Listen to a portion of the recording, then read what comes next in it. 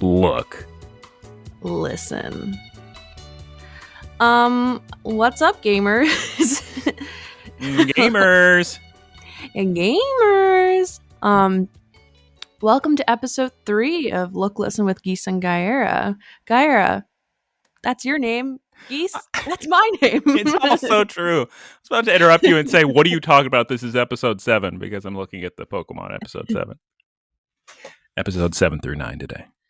But yeah, I'm Geese, aka geesepeep, aka Maureen, and my co-host is Guyera. So yeah, let's figure out what we want to start with. I'm just reading our intro notes here. First note, I need to be sassier. Got it. She's far too kind on the podcast, we've discovered. Yeah, it's because, like, whenever I record stuff, I record it, like, I'm a TA, and so I go into teacher mode when I do recordings and stuff, so I'm, like, very nice, and I talk, I don't know, differently. So I need to be in the mindset. Yeah. Sorry, I need to talk better. Did you know that both Obi-Wan Kenobi and Stranger Things went live today? Yeah, so Tom mentioned that Obi-Wan Kenobi went live earlier and that he went to go watch that. Did not know about Stranger Things. Neither did I. I watched Obi-Wan Kenobi, which it was okay. But I had no idea Stranger Things was today, which is I need to, I guess, Jesus, I don't know what I'm going to watch. I guess later tonight, but I've been waiting a long time to watch that. I am so terrified of spoilers. You know what's going to happen. I stopped watching that show after season 2. I think season 3 is better than season 2. I think. Okay. If I recall correctly. All right. Well, I'm not going to watch it regardless. Just never. You're good. Nah, I'm good. So, since we're already talking about that stuff, we can do the rest of what are you watching, playing, eating, and etc. I do love the watch and play and eating segment. Me too. All right, so you already talked about Obi-Wan. Tell me about your food experiences, Guyera. Since it's been such an incredibly long time since the last recording, I have so much to report. Such as I ate some McDonald's, but too much McDonald's, or dongles, as we all call it. And you should too, as well, if you're not calling it dongles. You're making a mistake in your life. You see, I've got nicknames for all sorts of fast food restaurants. And by all sorts, I mean practically all of them. Whether you got your Windows, your King, or your Raisins, or your The Bell, or your Whatabeezies. Geese actually came up with dongles. Before dongles, I called it Dons. But yeah, dongles works pretty well. So that's what I'm sticking with these days. I just kept using $1 coupons over and over again. It was pretty exciting. Sick. Yeah, it's very sick. The $1 like large fries. Yeah, the $1 large fries and the $1. It's a good one. It's, some say, one of the best ones.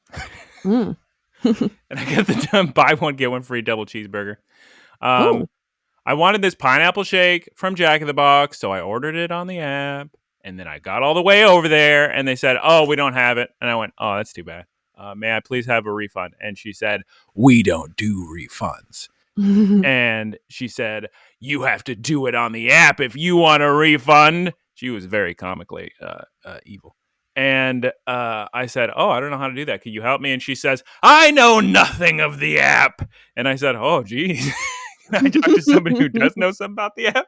And she said, "No one can help you." Guyera, stop yelling into the mic. No, I'm real far away. It's fine.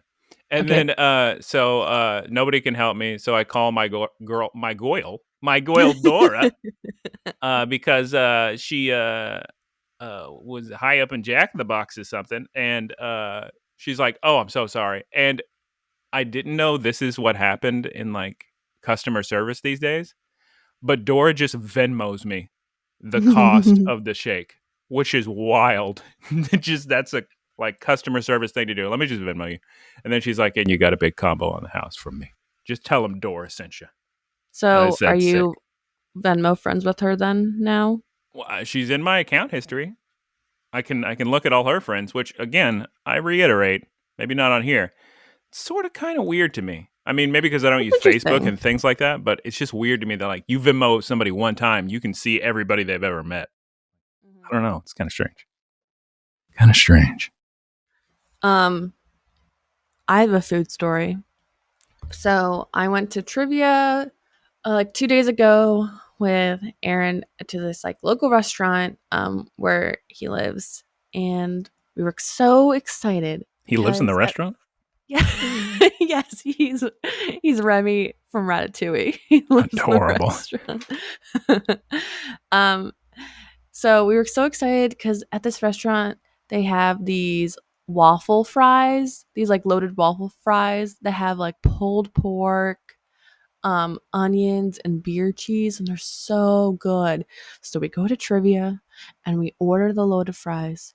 And what do we get, Guyera? We get waffle fries with bits of bacon and cheddar. And we're like, excuse me. Excuse me. Yes. I'd like to report an issue. Well, apparently they don't do that anymore. They don't make those fries anymore. And it's honestly a tragedy because like we mainly went to trivia to get those fries. It's so the worst. We didn't even win trivia, so Oh, what a waste of a trip out of the house. I know, right? Also, I'm going to this thing also where Aaron lives called Bratfest tomorrow. For Bratwurst? I thought it was like a German like heritage festival, and I was so excited. I was like, "Oh, I'm gonna get a big old pretzel. I'm gonna get a big old pretzel."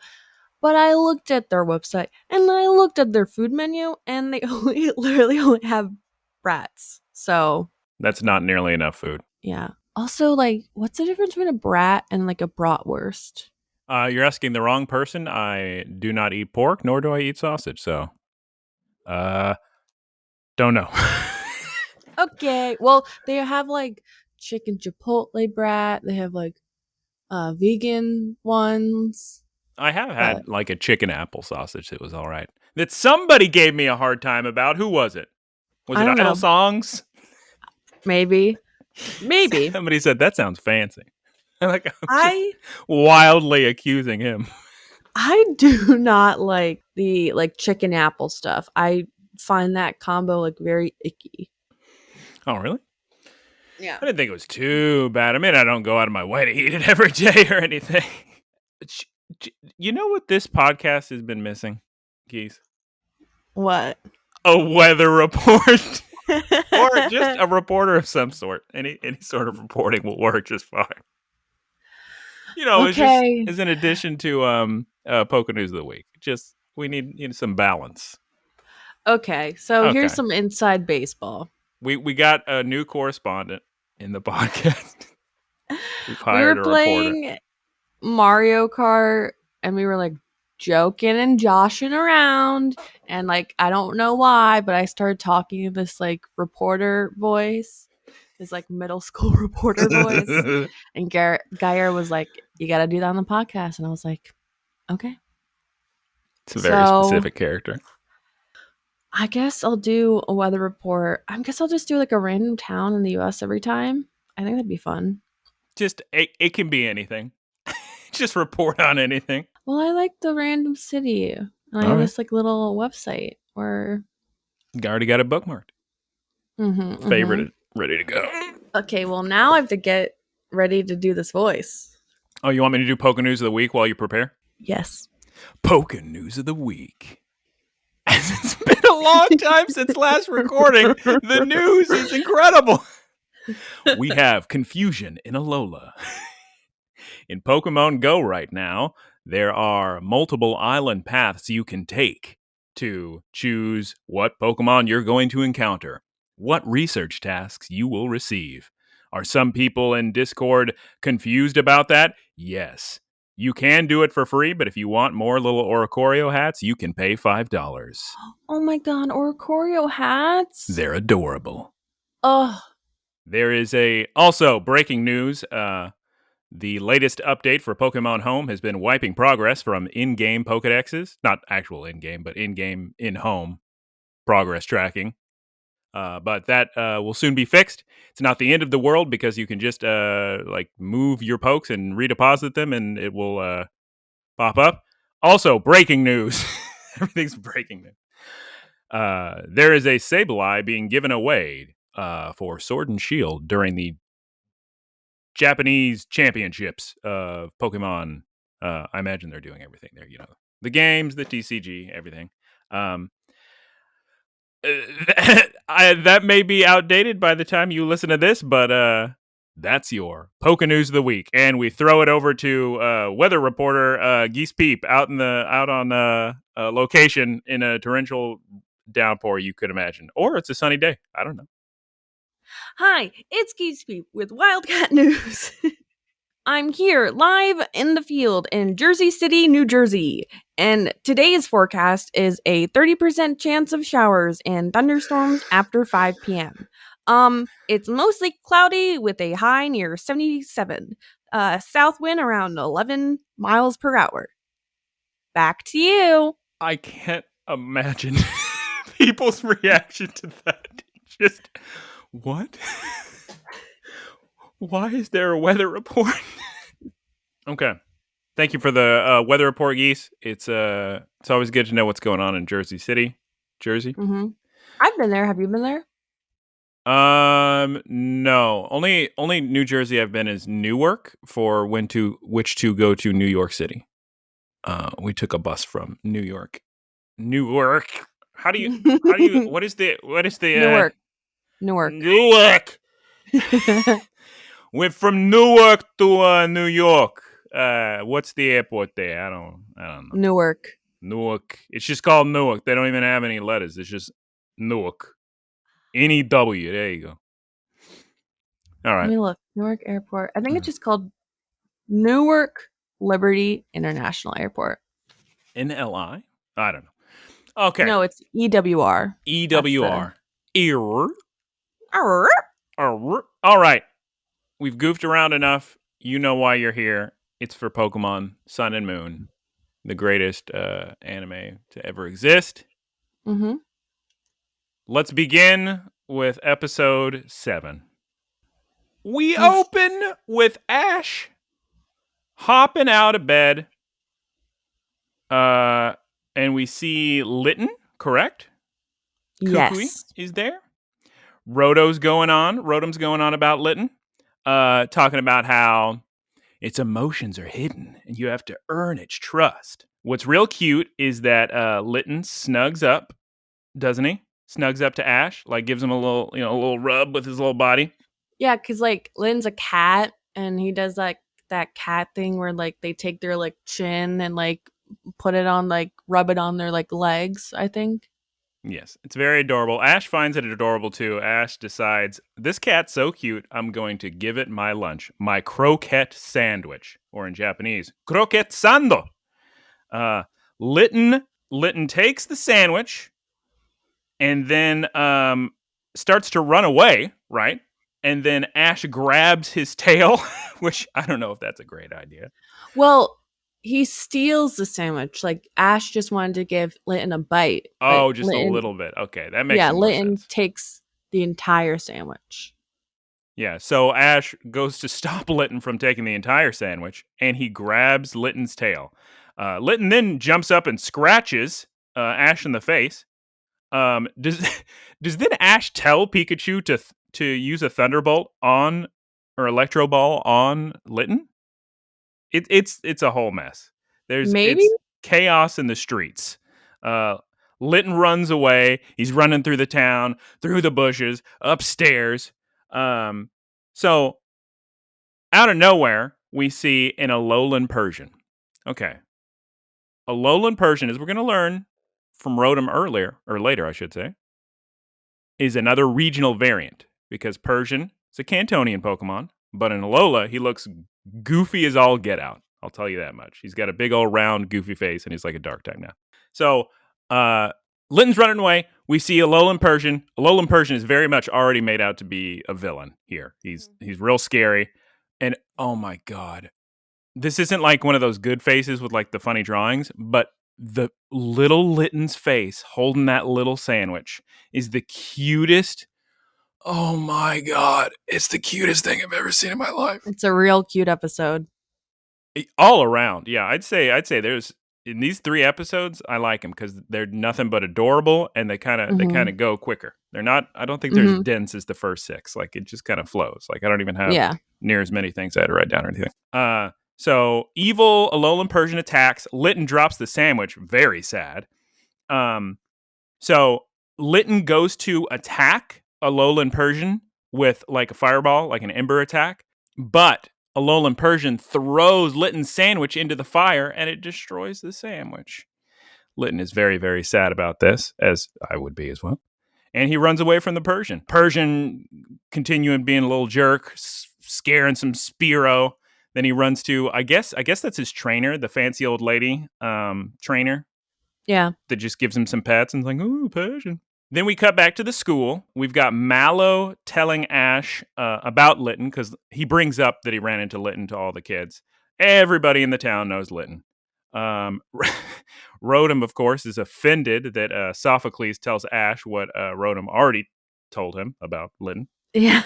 And then we cut back to Litton going into Mallow's cafeteria and then the market. And everybody loves Litton. Everybody's trying to give him little food and everything. Ash is going to catch the Litton. That is what is decided back at the cafeteria. Or not the cafeteria, the school, I guess he's still there. They're doing a lot of cutting between Litton and Ash. So we're trying to follow both of them same time. Ash is like, you don't mess with a guy's sandwich. And he's like, I'm going to catch Litton. Make him pay. That comes up later in a line with Kiawe, and it really made me laugh. Everybody's thinking Ash is going to take this sandwich a little bit too seriously. So Litton's at the market, like I mentioned, having a fun time.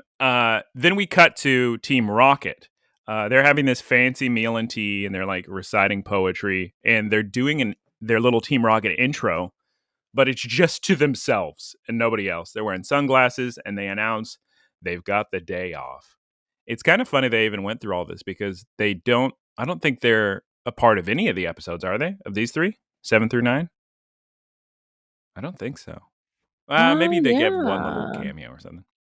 But yeah, they're just making it clear that Team Rocket won't have anything to do with this episode. So they're just saying they have the day off. Litton sneaks up to Team Rocket and steals their last piece of food. And they're arguing about it because they thought they had one last piece of food. Team Rocket attacks with a fork, and then Litton throws an ember or some sort of fireball attack at them. Then we see Litton running past Ash and Kukui, and they're shopping. Ash immediately abandons the shopping trip and chases after Litton, and Kukui's like, what are you doing? Ash finds Litton eating the nice old lady's fruits. This is that lady that we met like a couple episodes ago. Berry lady. She's like, yeah, the berry lady. She's very wise and always giving Ash advice and telling him what's what and how, we give all the food to the Pokemon here. Litton runs off again. Berry lady says, Litton's not a bad Pokemon. And they talk for a while. We follow Litton to, like, the jungle and forest of all happenings, like a regular Midsummer Night's Dream. And we find this abandoned house. There's, like, moss, trees growing all over it. He goes inside, and we find a really old-looking Stoutland. Stoutland is a big old dog Pokemon, evolved from Lillipup and Herdier. Like a Scottish Terrier-looking dog. Yeah. But he's real big. He's the final evolution. He's, like, resting. You can tell he's kind of weak, the Stoutland. Litton goes up and gives his little berry that he took from the market to Stoutland. We get, like, a flashback, I'm guessing, where it's showing Stoutland trying to teach Litton how to use moves. I thought it was just like it's advanced in the day. I didn't think it was a flashback. Okay. It's a little confusing here because I know at one point we're in a dream. Yeah. I just assumed it was a flashback when he was like up and not laying on the couch. It's not too clear, but it's not that important. Basically, all you need to know is that Litton and Stoutland are good friends. And Stoutland. I love the scene. It's so cute. They're at sunset, and Stoutland is just like watching Litton practice his fire moves, and Stoutland's like, no, do it like this. It's so cute. They're working super hard to be able to, I guess, get Litton's attack power up or learn new moves. Probably what we see then is like Litton and Stoutland all snuggled up together at night. Litton starts to dream, and he dreams of himself walking through this dark forest followed by ghosts. And then it changes to he's up in the sky flying on the back of Stoutland. And then I guess in the dream, he can't wake up Stoutland, so he gets real scared. But then does he wake up in reality and realize that Stoutland's fine and then goes back to sleeping? Yeah, so you can tell that Stoutland is very much on Litton's mind here. Cut to Komala hitting Bronzong. That means that school is either starting or ending, because they like to show that little scene. And then Ash runs out of school, so school is over now. And he sees that Alolan Persian giving Litton a hard time. Bullying, I would say. And he asked Rotom about Alolan Persian, like I mentioned earlier, just because he's never seen an Alolan Persian before. He's only seen a regular Persian. Persian scratches Litton. Ash yells at it. Persian then attacks Ash with his blue head jewel attack thing. Pikachu then thunderbolts Persian. Persian runs off. Litton got really beat up by Alolan Persian. Rotom says he's at 90% damage. And he's got his little paw and he's barely moving and he's trying to run away from Ash, even though Ash is just trying to help. Pikachu runs over there, tries to reason with Litton. He's like, Pika, Pika, Pika, like patting him. And then Litton passes out for a second and then goes for his berry. He's obsessed with those little berries. And then it's very cute at this point.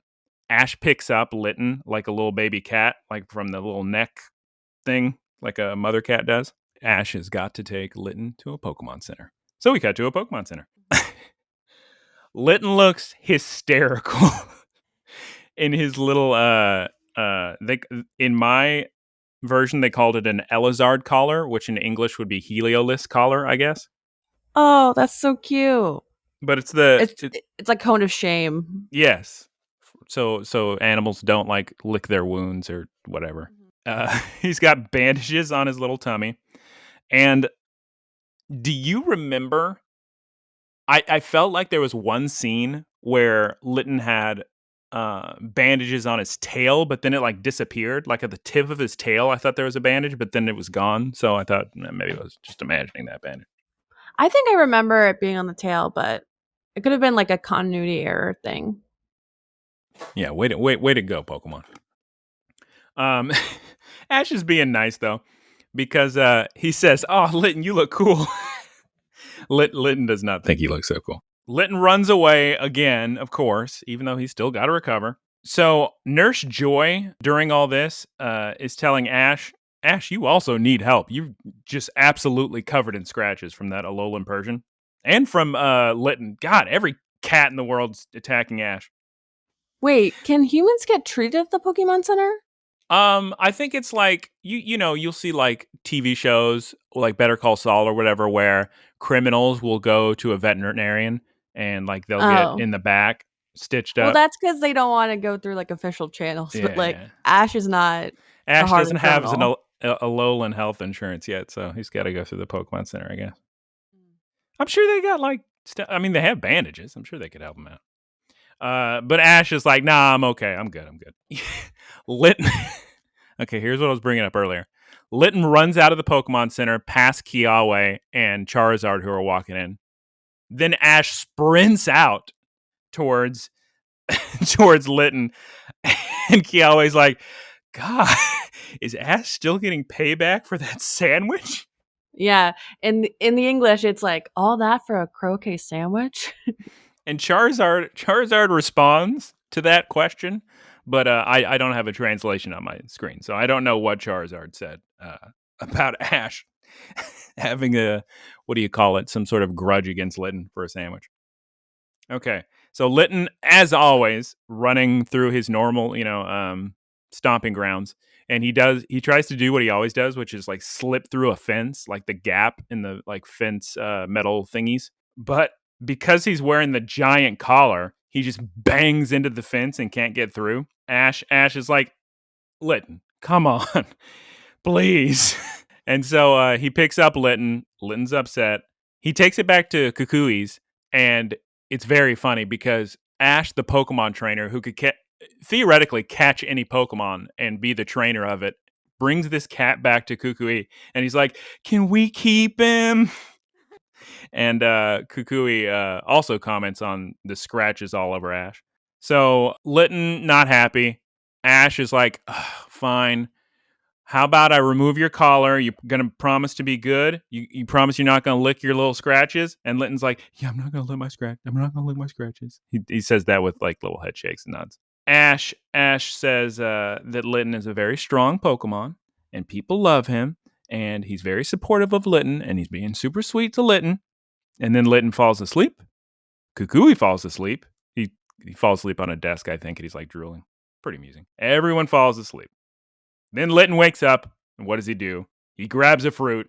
He scratches at the door like a little cat. Well, he's a little cat, so it makes sense. Ash is like completely half asleep, so he's like, he just opens the door for Litten because he's scratching the door, and then realizes as Litten runs away, he's like, oh, God, and then chases after Litten. Rotom says that Ash needs rest, or does he say Litten needs rest? Rotom says somebody needs some rest. Yeah. Probably Litten because he shouldn't be running at night. He's still injured and has all his bandages and stuff on. At least, he still has the stomach bandages, even though Ash took off the big giant cone. So we run past the things we've been running past every scene, and then much like every episode, someone is in the bushes watching. It's not Tapu Koko. It's not Team Rocket. This time it's that evil Alolan Persian just staring at everything happening. Then it's like creepy because the Alolan Persian's got these like glowing eyes that glow with its little orb thing on its forehead. We see Litten. He makes it back to the house with Stoutland. Rotom tries to analyze the house, but he can't. Thought that was kind of a weird scene. Like, what is it? What is he going to say about the house? Litten gives the fruit to Stoutland, and then Ash walks in. Litten hisses, and Ash explains to Stoutland, look, here's everything that happened. And Ash is like, this is not the first time this has happened, but Ash is like, oh, I see you got your own thing going on over here. I was going to try to catch you, but I understand now. You got your own life with Stoutland. Never mind. I'm not going to try to, catch you, whatever. And right as he's saying that, Persian, I guess, sneaks around the back? Because doesn't Persian appear like upstairs, like from a window? Because it doesn't go through the front door unless it was like sneaking around and we just missed it. There must have been like a hole in like because like it's a like abandoned building, so there was probably like a hole in the roof or something. I guess so. But yeah, Persian shows up, immediately attacks, and everybody runs outside to battle. It's pretty cool. Pikachu and Litten like do this little like square up stance to fight Persian. We get a Thunderbolt. We get a Fire. Ash takes some more scratches to protect Stoutland. Litten does this big fire attack. Are we already, Yeah. So Litten, to protect everybody, he finally pulls off the big fire attack that he's been practicing with Stoutland, and it like bursts his bandages on his stomach. So now he's like full power Litten, like a Dragon Ball Z episode. Ash is in so much pain from all these attacks. Persian gets absolutely destroyed by this big fire attack. He's got his tail on fire and he runs away. Ash is like, oh God. Okay, I'm going to bring you guys food tomorrow. And then somebody says it looks like it's a happy ending. Was that the narrator? Or was that somebody else? Or was it I think Rotom? it was a narrator. So we cut to the next day. Ash is at the spooky house and he can't find Litten. He's got all this food. So he goes back to the wise old berry lady we all know and love. And they discuss Litten, everything that happened. And oh my God, turns out Litten was here the whole time. He approaches the berry the old lady left out. And then Litten runs off into the distance. And that's the end of episode 7. I think this is like a really good episode that like highlights how this show has character development, not only for like the the people, but also the Pokemon, which I So one of the main reasons I really love the show, because like my only point of context is the original series, and like unless I'm not remembering, like there was no Pokemon character development. With Charmander and Charizard and Charmeleon. But those are technically different Pokemon. Yeah, well, I don't remember that. It didn't happen. The only episode I really remember from the original series is the one where they go to a perfume factory and there's a bunch of glooms and Team Rocket like makes it all stinky or something. I don't know. It's stinky. And anyway, because of that episode, like a gloom is my favorite Pokemon. Oh, that's an interesting favorite. What's your favorite Pokemon?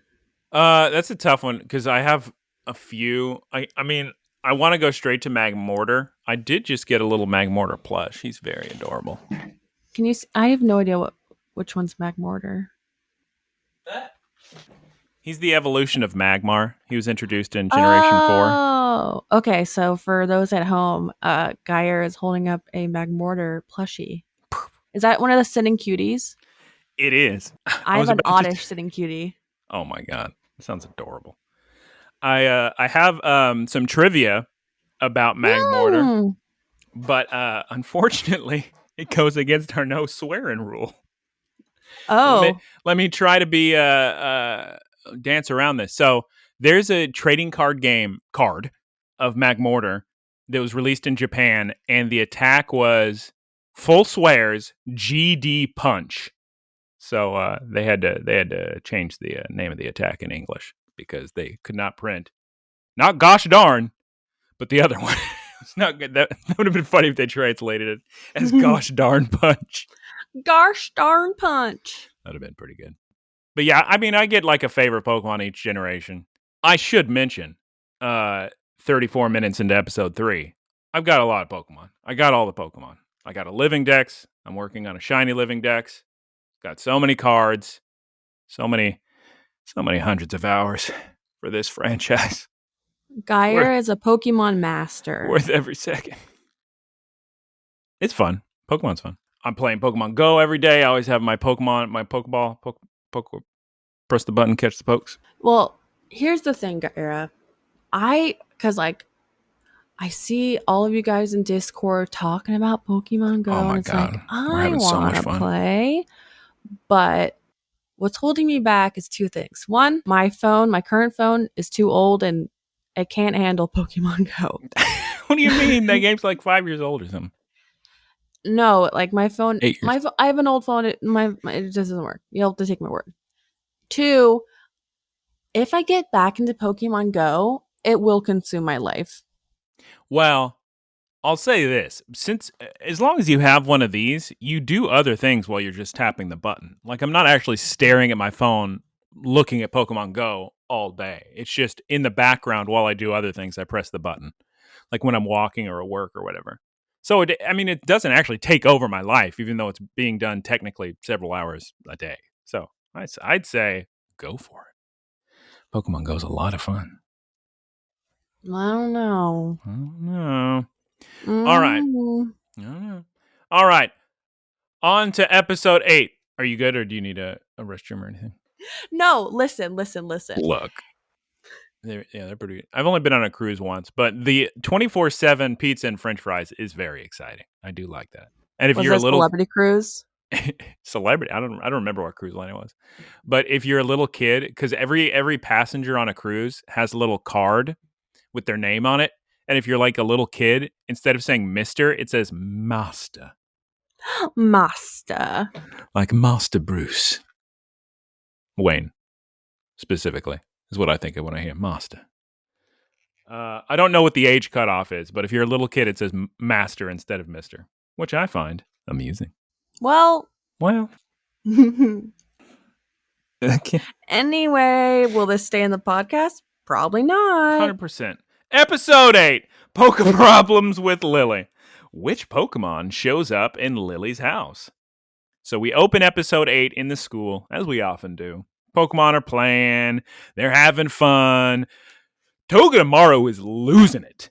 Togedemaru's running around, rolling, bouncing, hitting people, hits Pikachu, hugs Pikachu. Geese actually shared with me an image of Togedemaru giving Pikachu hugs. Togedemaru And very excited. we'll put it in the Instagram post for this episode. Yes. Yeah. Yeah. We got some cute faces, some cool faces, some fun faces. So We're screenshotting. Yeah, we're screenshotting. We're screenshotting. This is something that you'll see like throughout that like Togedemaru gets really excited and loves Pikachu because they're brother and sister. So yeah, like Togedemaru like, runs Pikachu and causes a mess. But yeah, it's cute. There's a lot of commotion is what we're trying to get at. And I guess at some point during this, Mallow saved Lily because I think Lily is like thanking Mallow for not getting hit by Togedemaru or something. Yeah, that's what happens. And then they bring up Lily not touching Pokemon, like always. Kukui bursts through the door. He says, "We're going to the principal for a special lesson." Yes, Professor Oak's special class. Ooh, yeah.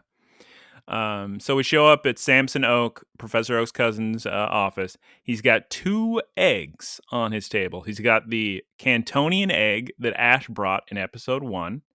What, Geese, what are you doing? Are you eating bad grapes? Yeah, I'm eating my recording grapes, and it's a bad batch of them. Stop eating them. You're going to get sick. It's like 160p, but I can still see through that. He's just in absolute torment from these grapes. Okay, we got 2 eggs on the table. The Cantonian egg that Ash brought from Kanto, and one from Mount Lanakila, which is on one of the Alolan Islands. Is it on Pony Island? I should have done some research before checking. I have no idea. It may be at the island before Pony Island, actually. Mountain. It's been so long since I played Sun and Moon. Sophocles, of course, being a nerd. He asks about... A nerd! He asks about... Okay.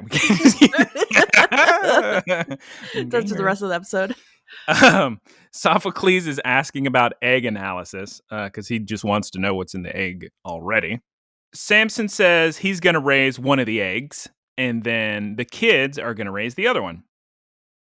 Kukui's like, yeah, that's going to be an important lesson. They are kind of like jumping up. I don't remember if Ash right away is like, oh, I want to raise after the egg. Eventually, Lily is volunteered to raise the egg. Yeah, by Mallow. Be like Mallow's reasoning is just like, the best way to get used to touching Pokemon is like to gradually do it and like start with an egg. And then Mallow's like, eggs, they don't move. And Lily goes to touch the egg, and right when she touches the egg moves. Yeah, that's going to be... Mallow is dead wrong, because that's going to be a recurring theme with these eggs. They ask Lily to choose which egg she wants, because you got a brown egg and you got like a flowery egg. It's like adorable. Lily chooses the flowery egg. They talk about the egg. The egg's warm. Can Lily touch it? Yeah, like he said, it moved and she freaks out. Rotom cannot scan eggs, like I mentioned before. Guyera, please see the screenshot I posted in our show notes at the bottom of the document. Let me go ahead and scroll down. That is Lily getting freaked out. I am looking at it.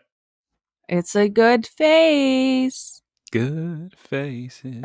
I got an adorable little face of Rotom. Oh my god, it's so cute. Okay. Ash is like, I'll take it home. And then, no. Lily finally agrees and says, all right, I'll take it.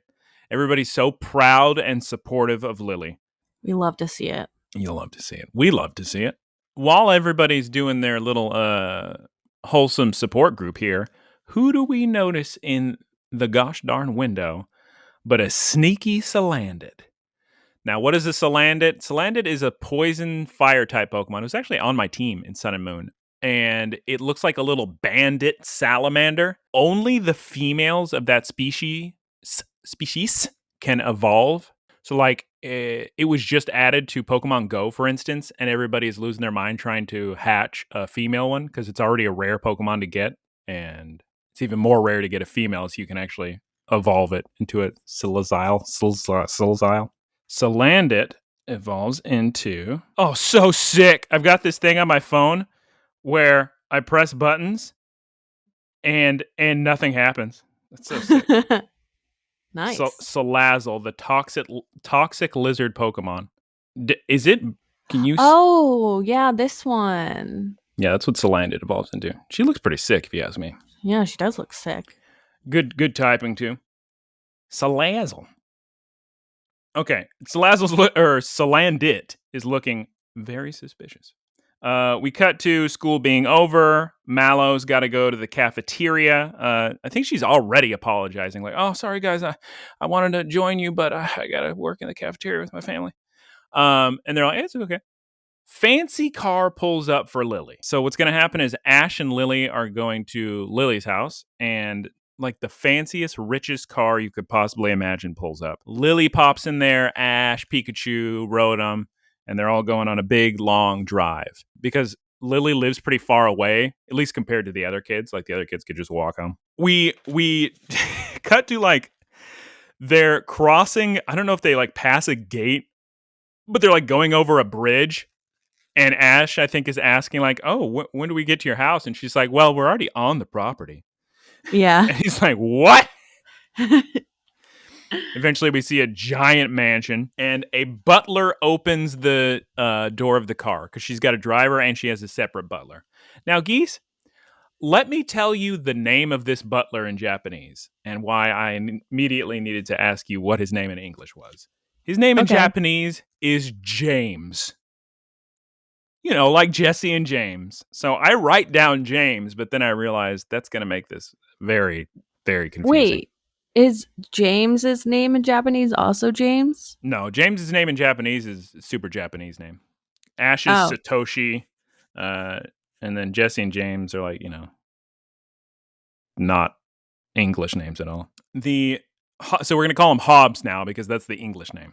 So yeah, like Hobbs and Shaw. Shout out response message.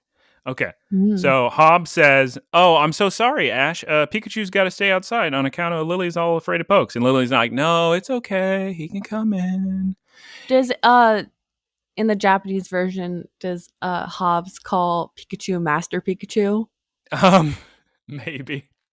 That sounds really right. Cute. That sneaky Salandit's been hiding under the car this whole time. We see that. Then they all go into the house. I guess the butler's already apologizing to Ash. He's like, oh, I'm so sorry. I told you Pikachu has to stay outside. Everybody's like, no, it's okay. It's okay. It's okay. So it turns out Lily has this courtyard, this like massive playground thing for Pokemon where she can just watch from a distance because she's too afraid to like actually go down there and play with him. That is my dream.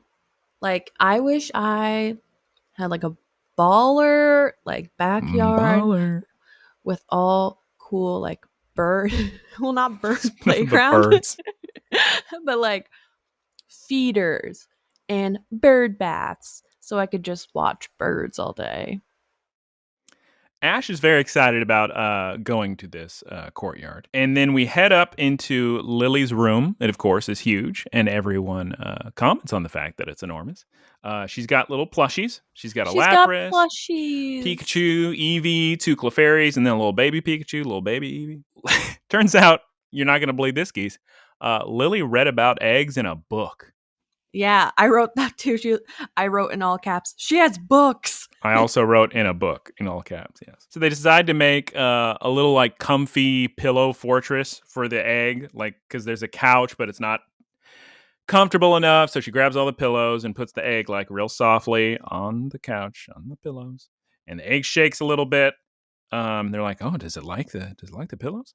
At that point, Ash spots a photograph that is framed and it's sitting on a desk next to the couch. In that photograph, there is a picture of a younger Lily with Gladion and Lusamine. Spoilers, I guess, but Gladion is her brother and Lusamine is her mother. They're going to be important later on, I would imagine. They certainly are in the games. Yeah. Isn't Gladion like the rival in Sun and Moon? No, your rival. You Is don't that need. Kiawe? Wait. Hold on. I'm picturing you fighting Gladion like later in the game. I was thinking of X and Y. You had like that group of kids that always would hang out with you. Oh, Well, How? Obviously, How is the grandson of Hala. oh right. We don't get He's the rival in Sun and Moon. okay, yeah. He loves How malasadas. yeah, House shows up. I can't remember when House shows up. Yeah, he's Maybe not in the episodes we've watched so far. no, yeah, I think that's a little bit. So in that photograph, we see a younger Lily holding a Lily pup. Gladion's got a little Cleffa, and there's also a Lilligant standing by Lusamine. That's a big, grass type Pokemon. So Ash is like, well, everybody hold a second. First of all, this is you? You used to hold pokes? And then like there's this weird explanation that in Japanese, I don't know if it's the same in English, but it doesn't make any sense. Like there's not enough information. They're just like, she was in this mansion, then she moved in a different mansion, and when she came back, she couldn't hold pokes. And that was the big explanation. That's basically in English too. They're very vague. Yeah, it must but be yeah, very we're just mysterious. I think this information we don't get for like a while too. Like we don't get the full story of what happened for a long time. But yeah, this is just basically like Lily's trauma. We're like establishing that she has trauma. Yeah, it's pretty serious in the games. I'll see how far they go in the anime with this. Oh, so this is in the game. Well, Lily's certainly got some baggage with her mother. I would say Lusamine is like one of the biggest villains in all of Pokemon history. Spoilers. So the tension is cut with a maid coming in, bringing in some Rosalia tea and a mountain of sweets. Ash is excited about the sweets. They look really good. They're like pink macaroons. They're in like a little, cone tower. They look very good. Ash eats them much like Goku does in Dragon Ball. Just going. Oh, well, can't say that. That sounds bad. Going to town on him. Okay. Ash brings up, hey, why don't we practice touching Pokemon? And Lily reluctantly agrees. So the first thing they do is they take the little cart that the maid brought in and they put little Pikachu on the cart. And Pika's just smiling. He has this cute little smile. Oh. And Lily's got her hand like ready to touch, and they're slowly moving the cart.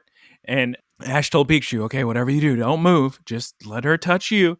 And then she's getting scareder as it's getting closer and closer. And then Pikachu does a little smile, does a little noise, and then like moves his head up into her hand, and she loses it. She freaks out, and Ash kind of chastises Pikachu because he's like, I told you not to move. So now they decide, okay, so maybe we can't do an awake Pokemon. What about a tiny sleeping Pokemon? So they put on Rowlet, and they're like, he's not going to move. He's obviously asleep. Lily goes to touch him, and then right as she's about to touch him, he like freaks out, jumps up, goes crazy, and then goes right back to sleep. Turns out he was dreaming, and poor Lily is having a hard time. They decide, hey, how about Rotodex? Rotom. He's not really a Pokemon. He's just a Pokedex. And Rotom kind of takes offense at that. He's like, just a Pokedex? What are you talking about? Nope, she's still too spooked. So they say, all right, we can just try again later. At this point, wait, did I not tell you the Poke problem, Lily? Yeah, I said this, right? In the beginning of the episode. What Pokemon shows up at Lily's house? And the answer to that question now appears as Butterfree. So Butterfree just flies by the window, and Ash notices it. And Lily has this adorable little bowl, I guess specifically for Butterfree or any flying Pokemon, maybe. It's got little picky pecks, I think, on it, and she pours Pokemon food in it and leaves it out on the balcony. It's Butterfree's favorite food. So we're told. Now we finally see what we've all been waiting for. The giant, enormous playground full of Pokemon. Ash walks out on the balcony to the Butterfree and then just sees all the Pokemon. Many Pokemon. We got Ladybug, Mischievous, Cubone, Caterpie, Boldore, Trapinch, Cottony, Whimsicott, Petalil, Paris, Parasect, Sudowoodo, Bonsly, Emolga, Psyduck, Roggenrola. Later, we see Rufflet, Metapod, Fletchling, Zubat. There's a lot of Pokemon in her little thing. At this point, we see Mallow showing up to the mansion. How does she show up? Is she like sneaking in? Because nobody knows she's there, right? No, the maid knows, right? Yeah, the maid lets her in. Right. So like the maid is the only one who's aware she's there. So she still goes through the front door, but the kid, Lily and Ash don't know about it while they're looking at the books. Ash also notices past the playground courtyard that there is a battlefield that he gets very excited about it. And I almost called him James the butler. Hobbs the butler says, "Oh yeah, you can use it." And Ash gets real excited. And Rotom's like, who are you going to battle? And Lily says, well, Hobbs can battle. He's great at battling. So Hobbs is also very excited to battle. They go down to the battlefield, and Hobbs throws his jacket off in a very dramatic fashion. And Ash decides, I'm going to use Rowlet. So Hobbs, to just absolutely destroy Ash, says, I'm going to use an electric type then. And throws out. First, like, Pikachu, like, looks like he's, like, ready to murder, like, gets ready for this battle. And Ash is like, sorry, bud, I'm going to use Rowlet. Yeah, that's right. Pikachu's excited to battle too. And I guess he changes his mind at the last second or something. So Hobbs is using Oricorio. Oricorio is a very interesting Pokemon. I love Oricorio. We brought him up earlier, actually, with the little hats. Oricorio. My guess is we're going to have like regional variants of Oricorio in the next Pokemon games, Scarlet and Violet. Really? It would make a lot of sense. Set in like the Spain, Portugal area. Like that's what the region's there's already based a on. Flamengo style Oricorio. Exactly. Because what this happens? One's a. I was gonna say this one's a pom pom Oricorio, so it looks like a little yellow cheerleader. Yes. The thing with the Oricorio is, so on each of the different islands, there's different nectar. And Oricorio is this bird that if it, like, I guess, shoves its face into this nectar, it changes its types. And yeah, he's using the electric type Pom-Pom Oricorio from, I believe I have this written down. Is it Melee Melee? Yeah, Melee Melee nectar makes it yellow. Which is this island. Yes. Ash is very impressed by it. I say good luck to Rowlet because he's going to need it versus Lily. Rowlet is hit immediately with electricity. Rowlet says he's okay. Ash is like, okay, tackle, which I found funny because in the games, like, that's one of the weakest moves you could ever do. And then Hobbs yells, mirror move. And the Oricorio grabs Rowlet's little leg. And then Rowlet mirror moves. And he tackles again. And it's a stalemate. And then Rowlet uses his strong leg to kick off Oricorio. And they're going, I think Ash goes on about, yeah, Rowlet's got really strong legs. So better watch out for that. In English, Geese, do you know what they said for Oricorio's next attack? Because I have written down Revelation Dance. Yeah, that's what they call it. How convenient. So Revelation Dance happens, and I imagine there's electricity everywhere. Rowlet dodges very impressively. Lily's watching the battle while this is all going on, but at this point she says, oh, I better go check on that egg. We see Oricorio use something called Teeter Dance, and Teeter Dance makes everybody all wobbly, like it's like does nectar come out? Or what happens when it dances? It's just like a rhythmic moving makes them all dizzy. Yeah. I mean, Pokemon have powers. It's not that hard to believe, I suppose. Makes Ash all wobbly. Makes Rowlet super sleepy. And then he uses Oricorio uses a double slap on Rowlet. So this entire time they're battling, or I guess maybe she snuck in at some point, Mallow walked in and she was just sitting on the ground of the little battle courtyard thing. The battlefield. And does Rowlet bump into Mallow, like just hit her in the face from that double slap? Yeah, so Oricorio hits Rowlet, and Rowlet lands on Mallow's head. Okay. I was afraid she was like really injured. Yeah, it looked bad. Yeah. She needs to go to the hospital. Mallow says, oh, yeah, I was just sitting here and watching. I came because I was worried about Lily because she, can't touch folks. Hobbs is like moved to tears at this point. Oh, you care about Lily that much? You would come down and check on her. So now we cut back to Lily's room, and who is up there with the egg? It's that Dang Salandit. The Salandit is after the egg. The Salandit goes to attack. And Lily jumps in front of the egg to protect it. Very brave of Lily. The egg starts to glow. And I thought it was about to hatch, actually, at this point. But Lily screams, and then everybody runs into the room because they hear the commotion, I imagine. Rotom then describes Salandit to everybody. He's a sneaky little salamander trying to eat eggs. Pikachu and Oricorio attack the Salandit, and then Rowlet kicks it out of the window, which I was very amused by. That poor little Salandit. I mean, he's a villain in this scene, but I like Salandit. The Salandit runs away. Lily hugs the warm egg. Hobbs continues to cry. I guess this point he's crying because she's touching an egg. He's so happy. Lily screams, I guess, because the egg's warm. That's the end of the episode proper. But then we go to the stinger, and this is what I can't fathom. I feel like we're really getting like actual plot in these stingers, so I can't believe that the English version just doesn't get them at all. Like the next episode specifically, I'm like, this is like setting up character relationships. Why is it not in the English version? I wonder if the stingers are there. They're just after the credits and I'm missing them. Well, I checked. I went to that Pokemon TV website and then like scrubbed through to the end of the credits, and they weren't there because the stingers in the Japanese version are at the end of the credits. You have to like go through. But the stinger in this episode is Lily is like outside on her property, just sitting on a fountain holding the egg. And then Hobbs comes up with like that same like cart that they brought in the eggs or the food and the tea on. And Hobbs says, well, you can touch that egg. Can you touch these eggs? And it's a bunch of executes the Pokemon that's just a bunch of eggs.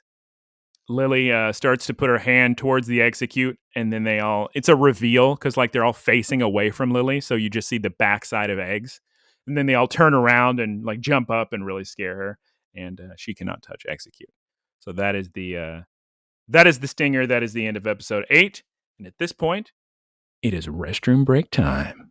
Yep. Be right back.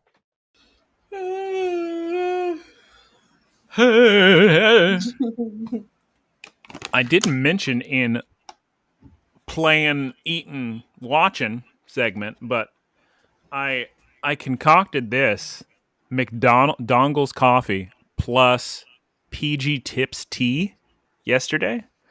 It's okay. Coffee and tea is all right together. What kind of tea is it? Just like black tea? Yes.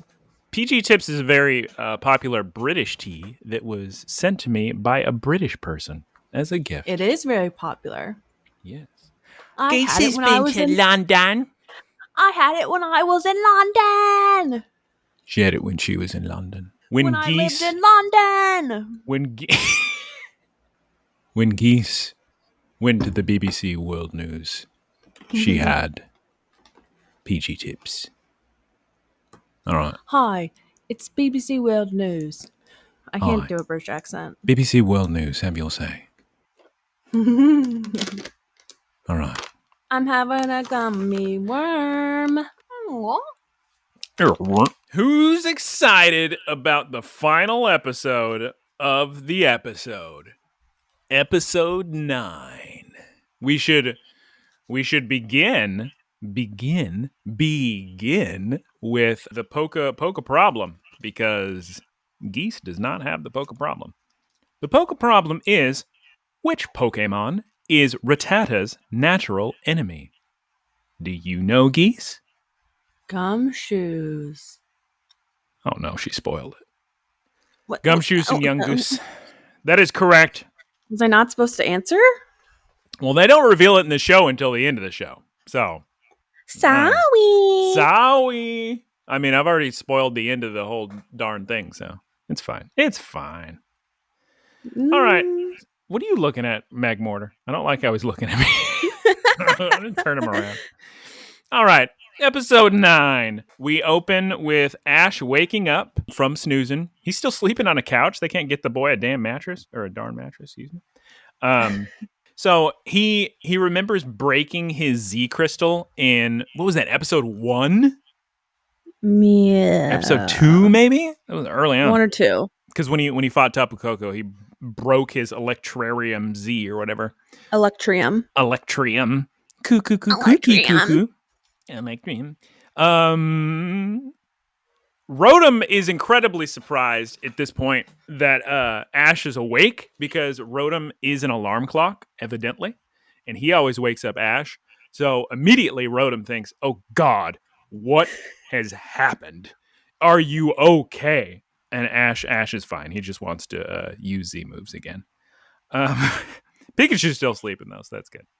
Okay, so then we cut to Ash talking to Kukui about They're Z eating crystals. brekkie. He wants to do the island challenge. That's enough. This is the 9th episode. Come on, let's get the island challenges going. Come on, guys. Come on. We want grand trials. We want everything.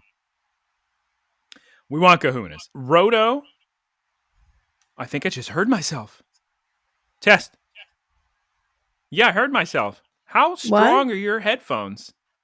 Oh, I'm really close. Hold on. That's hysterical. I hear that's what that echo is, because I noticed an echo in the earlier episodes, and it's because your headphones. Can you turn down your volume of me, maybe? Yeah. Hold on. Gamer. Keep talking. I suppose you want me to remain at a volume that is about the same, gamers. Okay. I think that's good. That's probably good. Let me hear. Test. Got him. Oh, we shouldn't say that one either. Okay. Where was I going on about? Oh, yeah. Rotom interrupts the conversation about kahunas and Big Island challenges. He tells Ash, look, this is how it works. And now we get the cutest thing I've ever seen in my life. Kukui grabs Rotom, and Rotom does this sweet little adorable face. Oh my God. I don't know why the animators decided this has got to be the most adorable moment in the entire series, but just Rotom's little face while Kukui holds him. Very cute. Because is this when Rotom is trying to Rotom-splain it? Yes, he's always Rotom-splaining. That's why Kukui grabs him. Just calm down, Rotom. I'm talking, please, is what he says to Rotom. They go on about the trials. They say, okay, look, Ash, listen. You can't just jump right into a grand trial. First, you got to do a regular trial, okay? Then we cut to Pikachu going wild on some Poke food. Pikachu's absolutely stuffed. He's like the most food he's ever eaten. Ash now needs to meet Hala, which we've discussed before. He is a kahuna. He's going to be the first one in the video games in Sun and Moon. He is, I believe, who you get your partner Pokemon from. So Poplio, Litten, or Rowlet. So Kukui and Ash run off from the house, and Rockruff is now the man of the house. He's holding down the fort. We cut to, gosh darn, Alolan Raticate and Alolan Rattata eating a bunch of pineapples in this big field, causing absolute havoc. Like there's a guy yelling at him. He's got a Growlithe. He scares them off. There's just thousands of them. They run into people. They knock over all these logs. You got vehicles. Like there's like a cart full of these, what they call lumber or wood, logs, trees, some may call them. You explaining what wood is? well, it's because when I was watching the show and they called it lumber, I thought that was funny. Anyway, there's a Tauros cart. Don't put the Tauros before the cart horse. Got him. And they're completely spooked by the rats, and there's wood everywhere. The road's closed. It's completely blocked. We got Officer Jenny showing up at the scene, telling everybody, guys, we can't get through. It's big, giant trouble here. Drivers checking on the Tauros, making sure he's okay. And they're okay. It's fine. Nobody get worried. They're smiling. Everybody's happy. But we get Jenny explaining what's going on to Ash and Kukui. And it turns out this whole time, Officer Jenny, well, they do call her Officer Jenny in English, right? I'm just assuming. Yeah. Okay. Because her name's not Jenny in Japanese, but she looks like an Officer Jenny from the main English poke. But it turns out Jenny also graduated from the Pokemon school because they're talking about what Ash is doing there. So we get Hala and his Pokemon Hariyama. Hariyama's a big, giant karate-looking, sumo-looking master poke. Very strong. They show up and they're like, oh, don't worry, we'll help. We'll help because they're both super strong. They start moving the lumber logs, wood trees. And Hala says, look, it is my job to solve problems on this island. So I'm going to solve problems here. And then while they're Geese, was you going to say something? Oh, I was just going to say that Hala explains that it's his job. That's all I was going to say. He's a nice guy. He wants to help. Yeah, he's strong and he looks very I would trust this man. Trust this man with my life. He's wearing a cool Hawaiian shirt. He's tan and he's helping everyone. And he tells, sorry, what's that, Guyera? I was going to say, do you think he's native Alolan? Like native Hawaiian? Can't tell. I don't know. That's something when watching this series, I was like, is the Pokemon series going to deal with no native stuff? Neither are we. Yeah. Yeah. But I would say that it's implied, perhaps. But Hala tells Ash when you're ready, come by my house and we'll get you ready for the grand trial. Yeah, and they're helping move the logs, but then the Machamp squad shows up and they move the logs real super quick. I love this scene. I don't know why, but this scene I just think about a lot. How they're they work, I guess, for the police, and they just roll up in this truck, and they all we see them, and they huddle together, like they're rugby players getting ready for whatever. What is it when rugby players what they break? What is it called? Like a scrum? The scrimmage? What?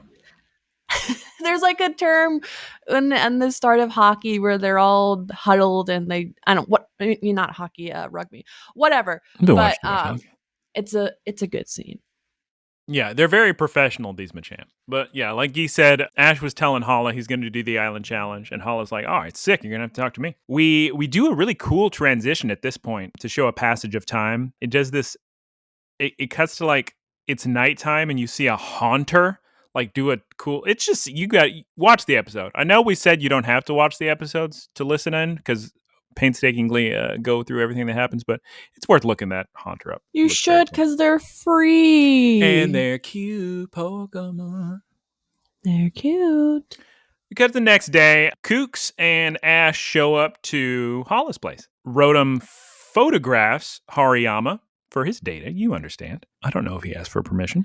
Wait, is Hariyama a Alolan Pokemon? No, he is not. Hariyama evolves from... why is his name escaping me? But they're Generation 3 Pokemon. So Ruby, Sapphire, Emerald. Hariyama. I can picture him so much. His pre-evolution is real tiny, but his head has it looks like a little sort of tied up a bun. Yeah. Like a little dumpling. Dumpling. Makuhita. Makuhita evolves into Hariyama. I know all the Pokemon, by the way. So don't assume because it takes me a second to think of the pokes that I don't know all the pokes, because I clearly know all the pokes. Come on now. Come on. We don't need... Hey, I see those eyebrows. I know them all. Okay. Photographs Hariyama. Okay, so it turns out that Hala is the person who made all those Z-rings, because Hala noticed that Ash had that Z-ring on his wrist. And so Tapu Koko had to have stolen the Z-ring from Hala's house to give it to Ash. Apparently that's the first time he's ever done that, though, is what Hala says. They show the scenario happen at night.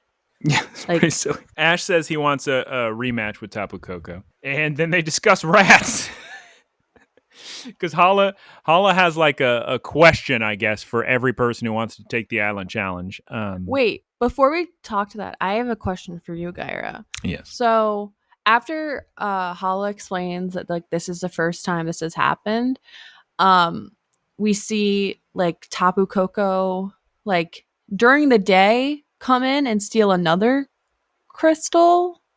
I thought that was just a flashback to the Z-ring and the Electrium Z that he took to give to Ash. But they showed Tapu Koko doing that at night. And Hala like does like a side eye and like talks and like mumbles to himself like, "Wow, I guess Ash is really special." Because it looks like that Hala like notices Tapu Koko during when this is happening. Oh, I thought that was just a flashback. Hala says when he's talking about, oh, Tapu Koko must think you're something special because Pokemon don't normally just give trainers things, and that's going to come up later in the episode too. Hala mentions that again, where he's like, "Man, that's weird. Totem Pokemon don't normally just hand out things to humans, to trainers." Maybe we need to fact check. Right in with the fact check. I thought it only happened once. Geese is saying it's happening live. They're doing it live with Tapu Koko stealing 2 things. I thought it only happened once. Live with Doing Tapu it Koko. live. Jeez. Is that allowed? Okay. Okay. Before an island challenge, what has to happen is Hala has to ask the potential candidate for island challenger a question. Kukui has done this before. He was asked a question he had to answer. Hala asks Ash, how would you solve the problem with all these rats eating up all the food? And Ash is like, I would battle them. And Hala's like, you fool. The challenge is more than just battles. It's about how to love and protect everything. And he says, you better get a better answer than just battles. So you better shape up. Shape up. Sorry, I just started singing. Okay, sorry. Wait, what did you say? I start singing Grease. It's like, you better shape up, do, cause I need a man. Got my eyes set on you. You better shape up. Never seen Grease. You've never seen Grease? No, I've never seen it. Well, they play the entirety of that song from Grease at this point in the episode. And yeah, it's really weird. It really takes you out of the episode. It's a good song. But, so, yeah, Ash decides to take some time to think over this question. We cut back to the school, and Lily's taking care of the egg. She's very scared of the egg breaking. Ash is like, it kind of looks like he's sleeping, but he has his head on the desk, and Rotom says that Ash has sighed 786 times since he spoke to Hala yesterday. And all the kids run over. They're here to help. They're like, what's wrong, Ash? Wait. Okay. So after Rotom says that, all of like the kids like have like a single like scene on them. They're like, what? And when it's Mallow, like Mallow reacts like, this is what she says. Ash is really thinking about something for that long. It's pretty good. And that we get confirmation that Ash is canonically a himbo. Well, yes. Thank you. we get some more hands on mouth. That seems to be like a popular thing here. Seems like an intimate thing to do to me. I don't know. This time it's Lana. She throws her hand on Sophocles' mouth. I don't even remember what Sophocles said to make her do that. Ash was explaining that like the question that Hala asked him and what he answered, and I think Sophocles is like, why would you answer that? And like Lana, or like maybe Sophocles like tries to like explains. I don't know. Yeah, it's giving him a hard time about giving the battle answer. Again, we've got Ash confused by the concept of an Alolan form because they're talking about the Alolan Rattata and Raticates. I guess at this point, Ash has not seen them. He's only thinking of the Cantonian ones that are just normal type, not dark type. I guess, is it Rotom or the kids? They're just explaining like the origins of the Rattata that came over on cargo ships, and then pretty quickly they evolved into Alolan. It's Rotom, okay. And I like this. Yeah, it's good. Like, good backstory. I like it because it also mirrors like real life. Because rats came to Hawaii like the same way, basically on ships, and they like destroyed the environment. I think just recently, one of the Hawaiian islands was able to eradicate rats. Thank goodness. There's like somewhere in the United States, or is it Europe? There's somewhere on this planet where there's just absolutely no rats, like it's a country or something. They've just done such a good job of their borders being so protected. They must have so many like terriers running around or something. Oh, God, that'd be so sick. Because there's so many rats here. There didn't used to be so many rats here, but now, like, post 2020, they're just absolutely everywhere on the streets. It stinks. But they're going on about how the natural enemy, if you remember the Poke quiz of the day, the natural enemy of these Alolan, Rattata, and Raticate are Young Goose and Gumshoos, the little weasel type Pokemon. They're like normal type, but they look like little weasels. And Gumshoos looks kind of like a detective, like a slick back hair, kind of 1930s detective. Toots, you came to the wrong place, sweetheart. That's what Gumshoos means. Yeah, Gumshoe. It means a detective. That's where it comes from. His name in Japanese is way less interesting. It's just like Young Goose 2 or something dumb like that. Young Goose 2. It's not interesting. So yeah, they're going on about the weasels. And then Togedemaru loses it. She just starts jumping around and rolling like usual. Pikachu grabs her, and she's very happy about that. Now we cut to Team Rocket, apparently. So I guess they were in this episode. They think they have escaped Beware, but they kind of miss the honey, is what I'm getting from this scene. Why take care, they wonder? What does that mean, Geese? Why do I have why take care, they wonder? Oh, they're wondering. I wonder why the Beware was like looking after us and feeding us and all that. And then you'll never guess what happens next, Geese. What happens? So a bunch of Rattatas. No, with Team Rocket. Well, yeah, this is what happens. Like a bunch of Rattatas come by and spook them, and then Beware comes and yeets them away. Thank goodness I asked you, because I certainly didn't write anything about Rattatas right there. I just wrote that Beware shows up and grabs him. Thank goodness. So that's all we get for Team Rocket in this episode. It's kind of funny because it's like, first they had a day off, and now they're like, we don't actually have anything for them to do, but maybe we're like required for some reason to include them in the episode. Like, I guess the actors get paid. I don't know. So yeah, pointless scene, but we have it. Now we cut back to Hala. Ash gets the question correct. He's like, oh, we can use Young Goose and Gumshoos. But Ash is like, but is it okay because I asked my friends for help? And Hala's like, yes, that is good. Friends are okay to ask for help. That's what we should be relying on, friends and help and the community. So then we cut to, we see a Psyduck, and we're at the Goose Cave. The Young Goose Cave. Everybody exploring in the Goose Cave. So we're at the Goose Cave. Hala's explaining, okay, we got a totem Pokemon in there. A totem is a giant Pokemon, 3 times the size of a normal Pokemon, who is in charge of all the little island challenges. Big old poke.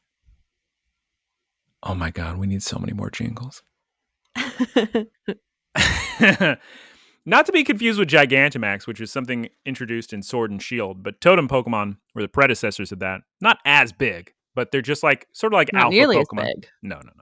They're like alpha Pokemon in Legends Arceus. Just big old Pokemon. They're in charge of everything. They're like big boss fights. Ash is told that he has to defeat that totem Pokemon in battle, and then the totem Pokemon will get its help. So the totem Pokemon, I guess they had this conversation earlier, like, I don't know if he's paid in berries or something that's his job. He just sits in his cave and then it helps trainers if they defeat him. I don't know, because it is a little bit weird. I don't know, because it's not like the totem Pokemon belongs to Hala, so it's not like a trainer-poke relation. I don't know. I'm sure they got it figured out in Alola. They're fine. Yeah. So they walk into the cave, and I was really amazed because it's spot on 1-for-1, just like the video game. I was like, oh my God, I recognized that layout exactly. So Ash introduces himself to a Young Goose and a Gumshoos. This isn't the totem Gumshoos, just a normal Gumshoos. Rotom tells Ash all about them, normal type, they're little weasels. Go, Pikachu! No, Sleepy Rowlet! Rowlet at first is terrified of the weasels, and then there's like a little sand attack. Ash can't see, they're hopping around, and the weasels kind of look cool because they're like little synchronized swimmers running around. And then Rowlet uses Leafage. It looks sick. Makes this big old barrier in the sand. Then Ash is like, Pikachu Iron Tail. Rowlet tackles. And the gooses, they're geese. The gooses. They've been gandered. And as soon as those 2 Pokemon are defeated, the totem appears. Absolutely enormous. He just like yells, and it blows Rowlet away. And like every episode, there's some themes with this show. There's some things you can always reliably count on to happen. This show, it has themes. This show, it's got reoccurring bits. Mm-hmm. And this time, it's somebody lurking in the shadows. It's your boy, Tapu Koko, just watching, seeing what's going on, seeing how Ash is doing. Peeping.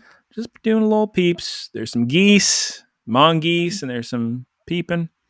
Tapu Koko's just flying around, watching what's going on. The totem, Gumshoes, attacks and glows red. Pikachu uses a thunderbolt, but the totem's too fast. Rowlet uses a tackle? No. The totem throws a rock at him. So violent. It looks so violent. Like a big rock. Like the rock as big as Rowlet. Just like slams it into Rowlet. Like I expected there to be a bunch of blood or something. It looks so terrible. Right? Because it didn't look like a fun Pokemon energy attack. It's just he picks up a rock and hurls it at this poor little baby owl. Rowlet's completely knocked out, but he did save Pikachu, so that's good at least. Pikachu, electric ball! The totem kicks aside the electric ball. Pikachu, how about a quick attack? And then Rotom's like, I don't think quick attack's a good idea. What do you know, Rotom? Because turns out it's a great idea. Use the sand as cover, Pikachu. Use a quick attack. You got him. Thunderbolt. Tapu Koko's still watching. Oh my god, the totem's knocked out because Pikachu, I guess, did some really good quick attacks in the sand and thunderbolts.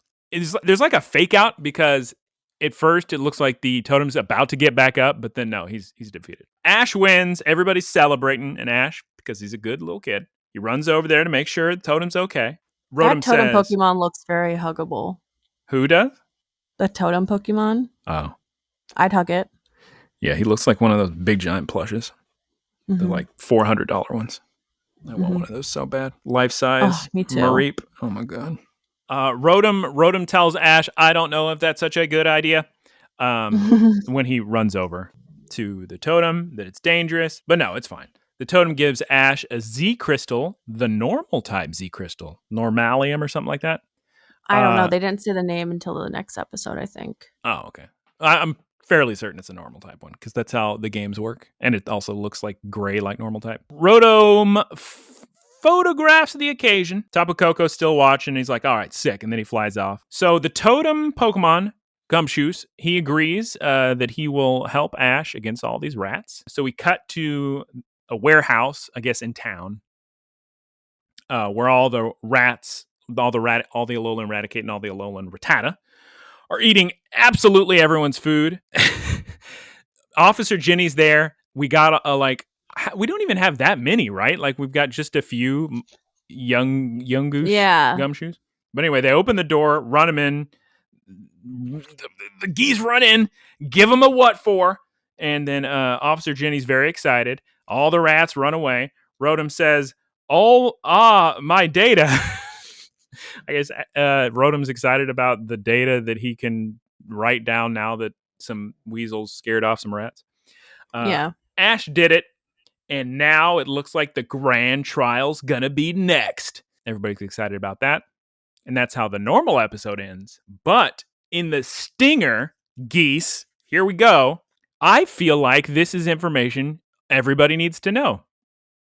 In the stinger, where we go back to where the end of the episode was, in front of that warehouse, Officer Jenny approaches Gumshoes, not the totem, but the normal size Gumshoes, and asks him if he wants to be a part of the police force. And he's like, yeah, that's fine. And that seems like that's important information. Well, not to spoil the next episode, but like we figured that out, but like not in that scene, but like it's explained in the episode. Like Officer Jenny's like, yeah, I asked Gumshoes to be my partner. Huh. And I got to see it actually happen. Why can't I see these stingers? Are they in English? Where are they? I don't think they're in English. Well, I want to see them. I can give you the Shady links. I can try and screen capture them. I don't want your Shady links. I'll do some more research. Shady links. That's the name of this episode.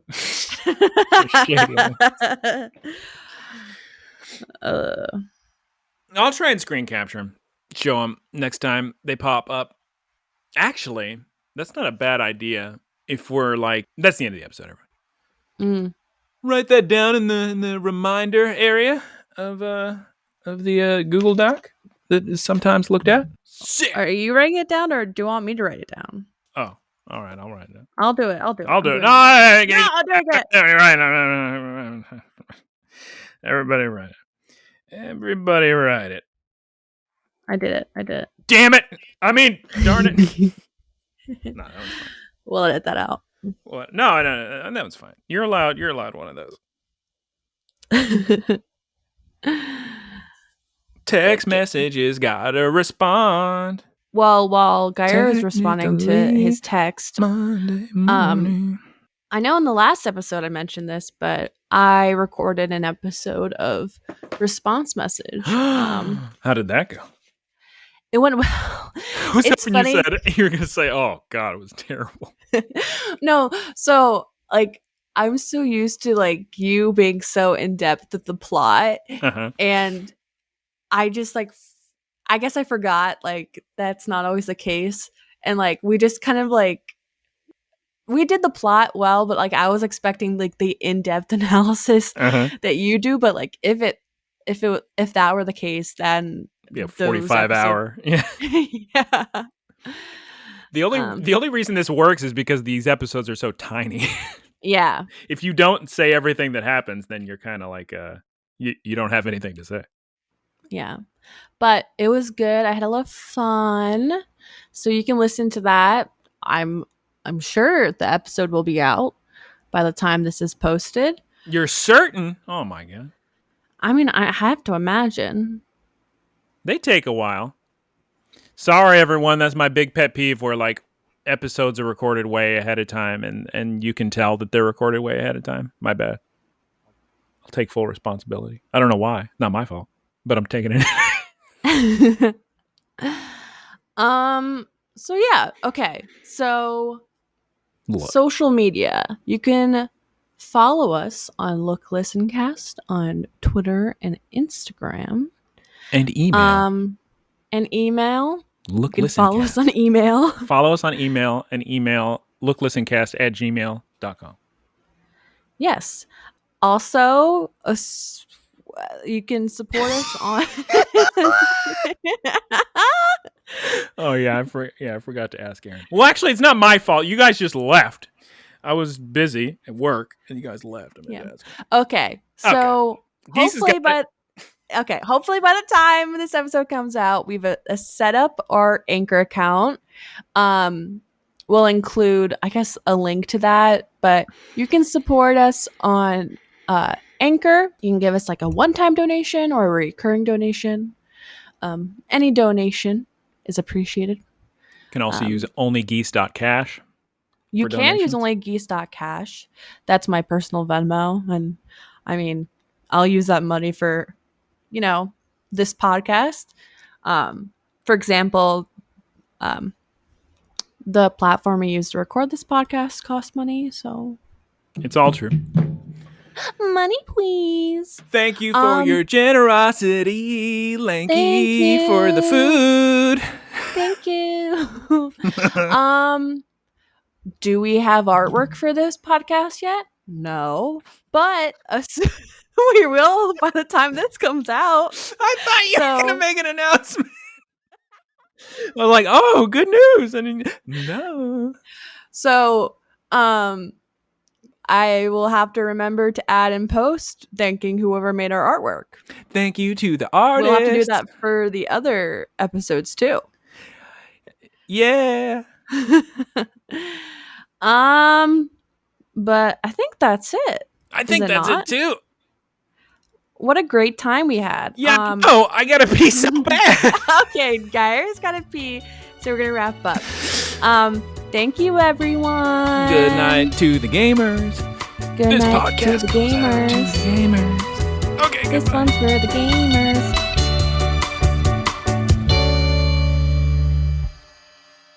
Howdy, y'all. It's me, geesepeep. Thank you for listening to the geesepeep Productions podcast. GeesePeep Enterprises, doing business as PEEP Industries, together with its subsidiaries, is a diversified worldwide entertainment company with operations in media networks, talent management, parks and resorts, multimedia entertainment, and consumer products and interactive media. GeesePeep Enterprises is a Bell 30 company.